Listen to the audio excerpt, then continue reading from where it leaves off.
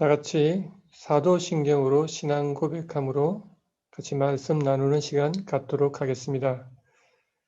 전능하사 천지를 만드신 하나님 아버지를 내가 믿사오며 그 외아들 우리 주 예수 그리스도를 믿사오니 이는 성령으로 잉태하사 동정녀 마리아에게 나시고 본디오 빌라도에게 고난을 받으사 십자가에 못 박혀 죽으시고 장사한 지 사흘 만에 죽은 자 가운데서 다시 살아나시며 하늘에 오르사 전능하신 하나님 우편에 앉아 계시다가 저리로서 산 자와 죽은 자를 심판하러 오시리라.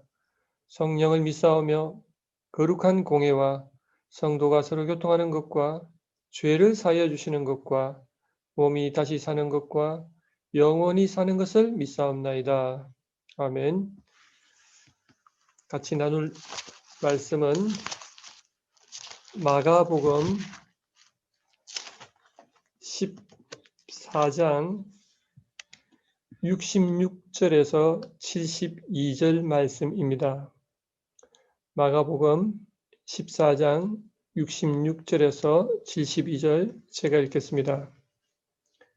베드로는 아랫뜰에 있더니 대제사장의 여종 하나가 와서 베드로가 불 쬐고 있는 것을 보고 주목하여 이르되 너도 나사렛 예수와 함께 있었도다 하거늘 베드로가 부인하여 이르되 나는 내가 말하는 것이 무엇인지 알지도 못하고 깨닫지도 못하겠노라 하며 앞들로 나아갈새 여종이 그를 보고 곁에 서 있는 자들에게 다시 이르되 이 사람은 그 도당이라 하되 또 부인하더라.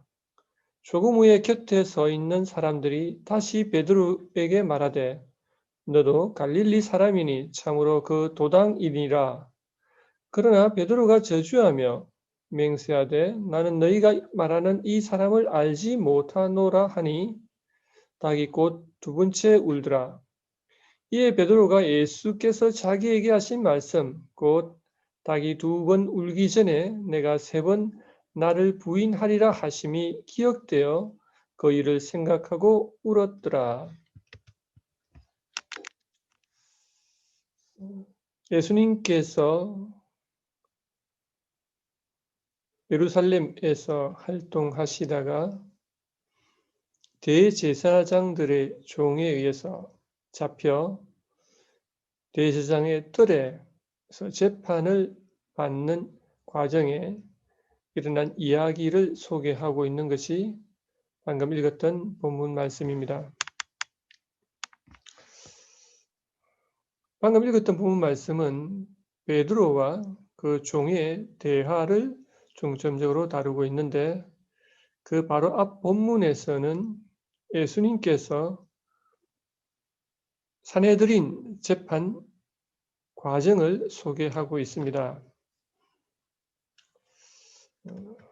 재판을 받는 내용을 주로 다루고 있지만 그 재판 과정의 초반부에 베드로가 그 뒷자리에 있었다라고 본문은 말하고 있습니다.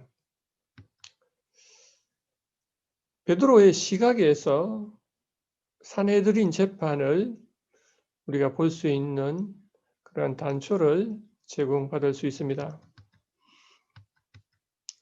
예수를 뒤따라 베드로가 들어갔던 곳은 당시 현직 대제사장 가야바의 집이었습니다.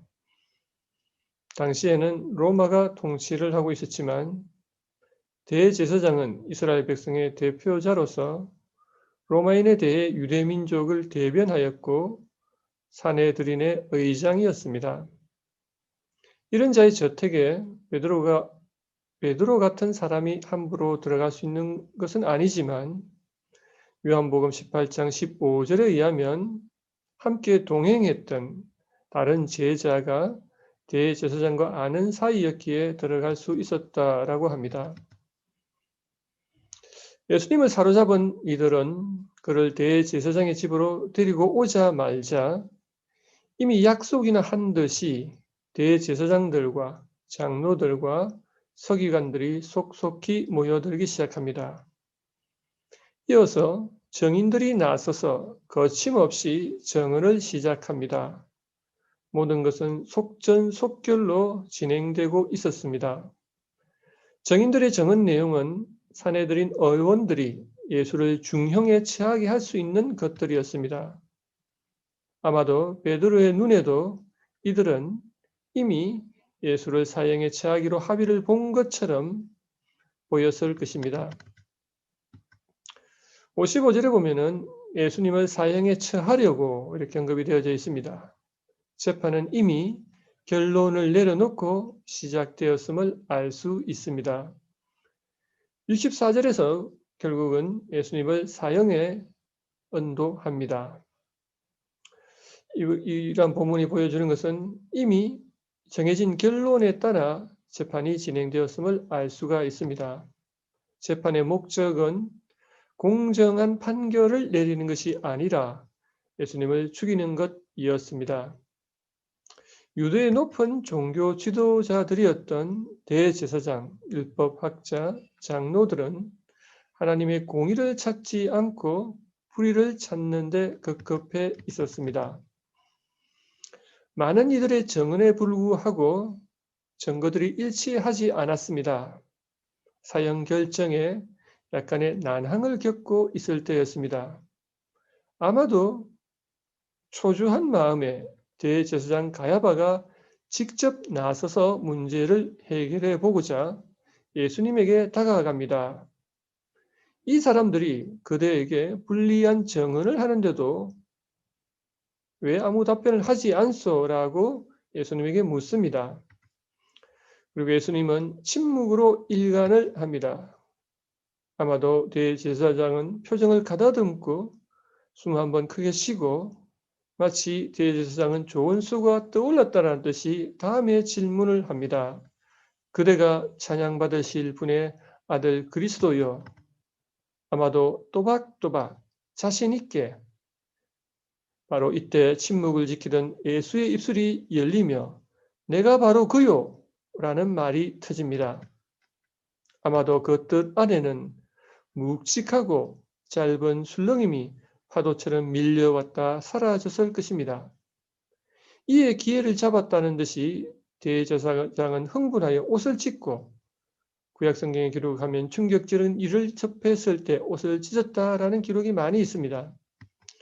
그리고 대제사장은 자신만만하게 주변 사람들을 향하여 이제 무슨 정언이 필요하겠소라며 이들의 동조를 구합니다. 사람들은 사형 선고가 마땅하다고 고함을 질러대기 시작하였습니다. 레위기 24장 16절에 의하면 여호와의 이름을 모독하면 사형에 처할 수 있게 되어 있습니다. 내가 하나님의 아들 그리스도라는 것은 이들에게는 신성 모독죄에 해당하는 것이었고 사형감으로서 충분하였습니다. 이러한 모든 과정들을 베드로는 목격을 하였습니다. 그의 스승이자 그리고 자신이 그리스도라 고백했던 하나님의 아들이 당하는 모욕을 베드로는 멀지 않는 거리에서 생생히 목격하고 말았습니다. 사람을 죽이기 위한 거짓 증언과 가야바의 유도 신문과 일부 사내들인 의원들의 행하는 린치와 얼굴을 가리고 주먹을 휘두르며 알아맞혀 보라는 하인들의 놀림을 보면서 베드로는 무엇을 느꼈을까요? 아마도 충격과 공포 그 자체였을 것입니다.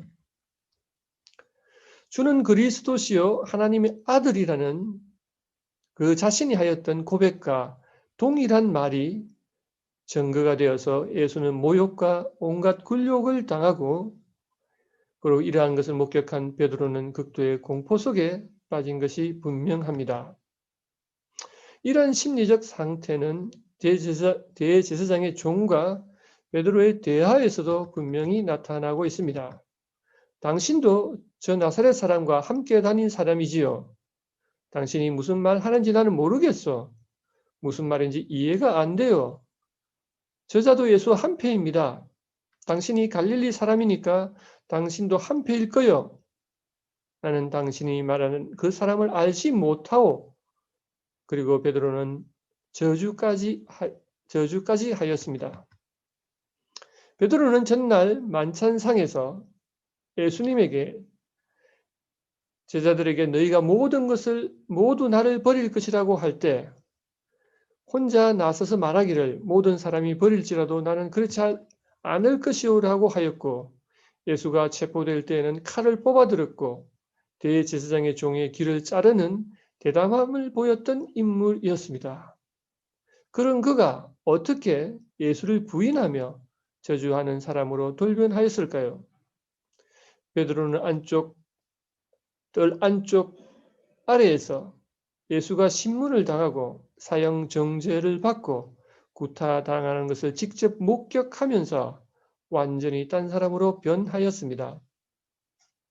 예수가 베드로에게 너는 나를 3번 부인할 것이라고 했을 때 베드로는 내가 선생님과 함께 죽는 한이 있을지라도 절대로 선생님을 모른다고 하지 않겠습니다.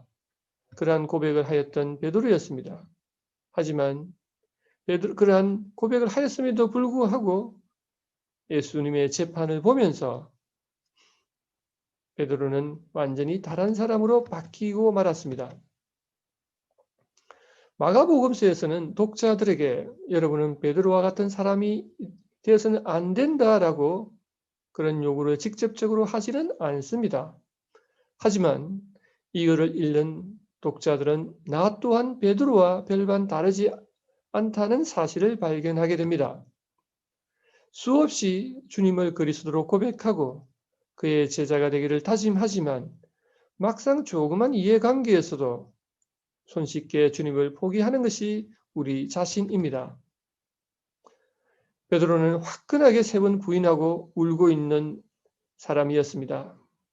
베드로는 우리가 보기에는 어리석은 사람, 배신하는 사람처럼 보일지 모르겠지만 사실 따져보면 베드로가 바로 우리 자신인 겁니다. 우리 신앙인에게 있어서 중요한 것은 우리 자신을 뒤돌아보는 것입니다. 우리는 그것을 회개라고 말을 합니다. 자기 점검을 하는 것을 말합니다. 하나님 말씀에 비추어서 내 자신의 모습을 비추어 보는 것이, 내 자신을 돌이켜 보는 것이 바로 회개입니다. 우리는 베드로의 태도를 보면서 우리 역시 베드로와 다르지 않다라는 것을 발견할 수 있어야 합니다.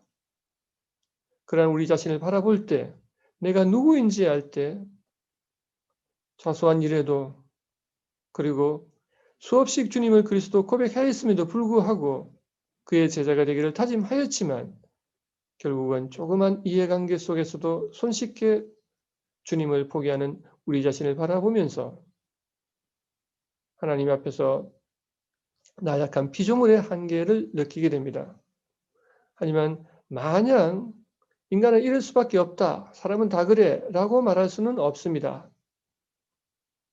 우리는 말씀에 비춰서 우리 자신을 뒤돌아보고 항상 자기 점검을 하면서 더 이상 베드로와 같은 인물이 되지 않도록 끊임없이 노력해야 됩니다. 바로 그것이 올바른 그리스도인으로서 살아가는 삶의 자세이고 노력하는 모습이라고 할 수가 있습니다. 비록 우리가 베드로와 별반 다르지 않지만 베드로처럼 되지 않으려는 노력, 바로 그것이 믿음이라고 할 수 있습니다. 우리에게는 이러한 믿음이 필요할 때입니다. 오늘 말씀 비춰보면서 우리 자신을 뒤돌아보는 그러한 시간이 되기를 주님의 이름으로 축원합니다. 기도하겠습니다. 하나님 아버지, 우리가 주의를 성수하고 예수를 그리스도로 고백함에도 불구하고 우리 가운데 있는 죄성을 숨길 수 없음을 주님 앞에 고백합니다. 하지만 하나님, 인간의 한계라고 피조물의 어쩔 수 없는 본성이라고 그런 이유를 다른 것으로 돌리는 것이 아니라 우리 자신을 주님의 말씀에 비추어서 끊임없이 회개하고 뒤돌아보면서 정말로 올바른 그리스도인으로 나아갈 수 있도록 좀 더 우리의 믿음이 굳건히 설 수 있도록 주님께서 우리에게 도와주시고 또한 우리 역시 그를 위해서 노력하는 자들이 될 수 있도록 하나님 저희들을 믿음으로 붙들어 주시옵소서. 주님 은혜에 감사하며 우리 주 예수님의 이름으로 기도하옵나이다. 이제는 우리 주 예수 그리스도의 은혜와 하나님의 사랑과 성령의 교통하심이 주를 그리스도로 고백하는 모든 이와 대신대학교 위에 지금으로부터 영원토록 함께 있을지어다. 아멘.